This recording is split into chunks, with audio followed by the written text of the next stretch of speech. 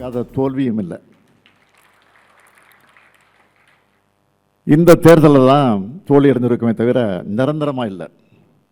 கழகத்தோட எதிர்காலத்தை திட்டமிட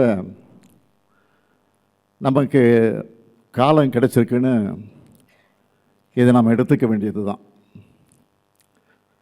கழக வரலாற்றில் இது ரொம்ப முக்கியமான தலைமை செயற்குழுவாக அமையப்போகுது. உங்கள் ஒப்புதலோட அமைப்பு முறையில் முக்கியமான பெரிய மாறுதல்களை செஞ்சு நடைமுறைப்படுத்த போகிறோம். நம்முடைய திராவிட முன்னேற்ற கழகம் தொடங்கப்பட்டு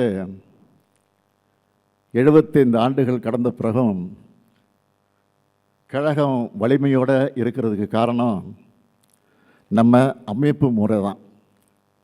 தலைவர் கலைஞருடைய வரிகளை நீங்கள் மறந்திருக்க மாட்டீங்க. இந்த கருணாநிதியினுடைய வாழ்வு முடிந்தாலும் திராவிட முன்னேற்ற கழகத்தினுடைய வாழ்வு முடியாது. அதன் அமைப்பு முறை காப்பாற்றும். இதுதான் தலைவர் கலைஞர் குறிப்பிட்டது. அப்படிப்பட்ட அந்த அமைப்பு முறையோட வலிமையால் தான் நாம் நிற்கிறோம். இப்படி தோற்றதுக்கு பல காரணங்கள் இருக்குது. அதில் மற்றொன்று நிர்வாகிகளோட செயல்பாடுகள். அதையும் நாம் மறைக்க தேவையில்லை. நம்ம தவறுகளை முதல்ல நாம் ஒத்துக்கணும், வெளிப்படையாக ஒத்துக்கணும். ஏன்னா இது ஒரு தனி மனிதனுடைய தவறாக இருந்தாலும் அதில் பாதிக்கப்படுறது 75 ஆண்டு கால திராவிட முன்னேற்ற கழகம். தோல்விக்கு பிறகு ஒவ்வொருத்தரும் ஒரு காரணம் சொல்கிறாங்க. ஒவ்வொரு தொகுதியாக பார்த்து பார்த்து பார்த்து குறைகளை கண்டுபிடிச்சு ஆளை மாற்றுறதை விட முழுமையான ஒரு சுய பரிசோதனை வேணும்னு நான் முடிவெடுத்தேன். அந்த வகையில் திராவிட முன்னேற்ற கழகத்தினுடைய நிர்வாக அமைப்பில் பல மாறுதல்களை செய்ய இருக்கிறேன். இதெல்லாம் கடுமையானதாக தான் இருக்கும், சிலருக்கு கசப்பானதாக இருக்கும். கசப்பு தான் உடம்புக்கு நன்மை செய்யும். நீங்கள் எல்லாரும் அதுக்கு ஒத்துழைப்பு கொடுக்க வேண்டும் என்று நான் கேட்டுக்கொள்கிறேன். இந்த மாறுதல்கள் அடுத்த 100 ஆண்டுக்கு கழகம் உயிர்ப்போடு இருக்கிறத உறுதி செய்யும். ரிசல்ட் வந்ததும் நம்ம தோல்விக்கு பிறகு 38 பேர் கொண்ட ஒரு குழு அமைக்கப்பட்டு மாவட்ட வாரியாக நிர்வாகிகள்கிட்ட கருத்து கேட்டு அதை அறிக்கையாக என்கிட்ட வந்து கொடுத்துருக்காங்க. அது மட்டுமல்ல,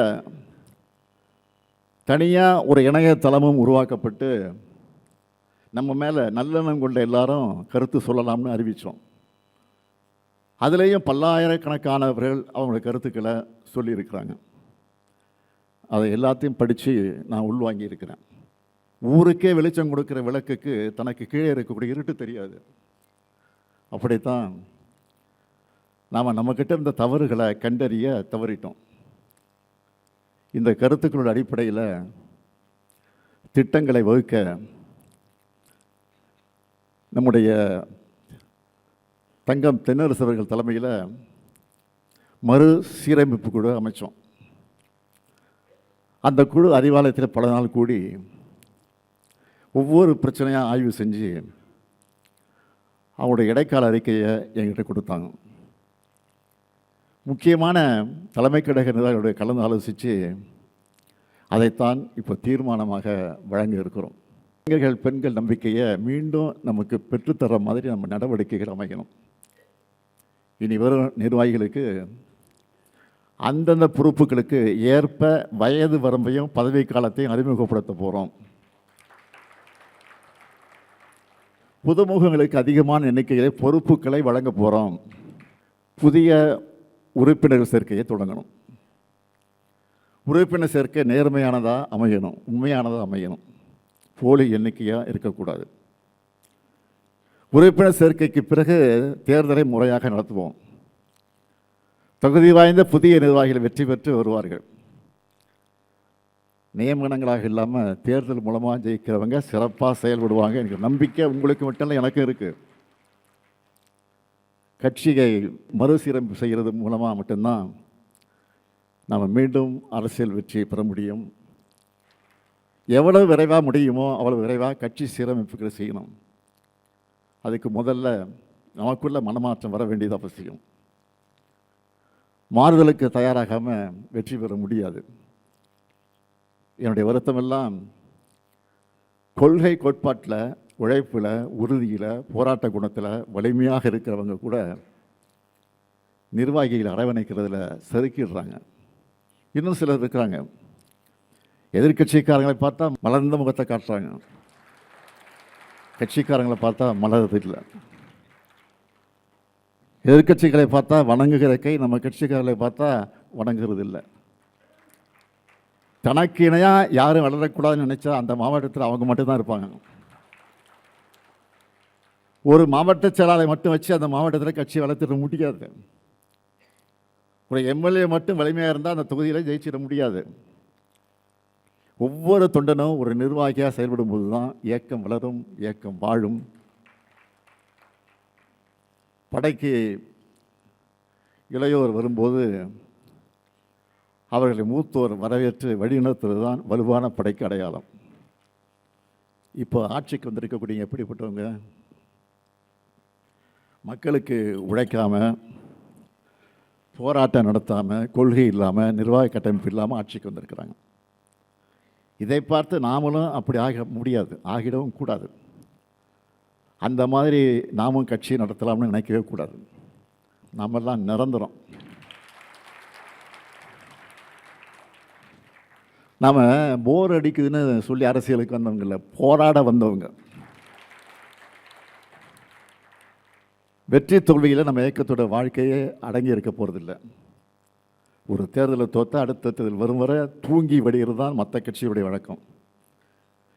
எதிர்கட்சியாக இருந்தாலும் சுணங்கிடாமல் மக்கள் நலனுக்காக சிறப்பாக செயல்படுற கட்சி திராவிட முன்னேற்ற கழகம் என்பதை நம்ம எதிரிகளே சொல்லுவாங்க. கம் பேக் கொடுக்கறதுல நாம் தான் ஸ்பெஷலிஸ்ட், சிறப்பாக கொடுப்போம். போன முறை ஜெயித்த பிறகு வாக்களிக்காதவங்களுக்கு சேர்த்து ஆட்சி, நல்லாட்சி கொடுப்போம்னு சொன்னோம். அதை செஞ்சு காட்டணும். இப்போ தேர்தல் தோற்ற பிறகு நான் சொல்கிறேன், நமக்கு வாக்களிக்காத மக்களுக்கு சேர்த்து தான் போராட போகிறோம். அவங்களுடைய நலனுக்காகத்தான் துணை நிற்க போகிறோம். நம்ம கட்சிக்காரங்க முதல்ல அவங்க வீட்டில் அரசியல் பேசணும். உங்கள் பசங்க கிட்ட, உங்கள் உறவினர்கிட்ட முதல்ல பிரச்சாரம் பண்ணுங்க. வெளியில் பிரச்சாரத்துக்கு போய் வாங்குகிற வாக்குகளுக்கு முன்னாடி முதல்ல வீட்டில் இருக்கக்கூடிய வாக்குகளை, சொந்தக்காரங்க வாக்குகளை, அக்கம் பக்கத்தில் இருக்கக்கூடிய வாக்குகளை முழுசாக வாங்கணும்.